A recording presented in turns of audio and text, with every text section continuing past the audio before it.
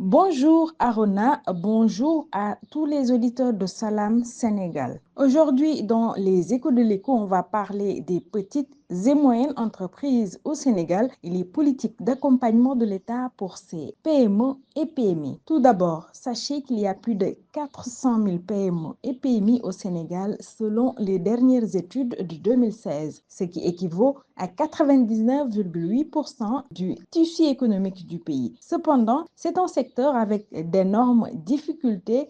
Elles sont listées ici par le secrétaire d'État au développement des petites et moyennes entreprises, Ibrahim Cham. Les problématiques, nous les connaissons tous, liées à l'accès au financement, à l'encadrement, à la protection par rapport à l'avènement des affaires. Il y a 408 000 PME qui représentent 99,8% du tissu économique. Si on prend cette statistique, il y a plus de 3 000 PME qui, de manière entre guillemets, sont formelles parce qu'elles présentent souvent des états financiers certifiés. Si on prend les statistiques par rapport à des pays qui sont développés à partir de leur PME, comme le Maroc, sur 10 000 habitants, ils ont 509 PME sur 10 000 habitants. Pour le Sénégal, sur 10 000 habitants, les statistiques ont montré qu'on n'a que 9 PME. Donc l'écart est énorme si on veut redéfinir notre politique de développement basée sur le secteur privé.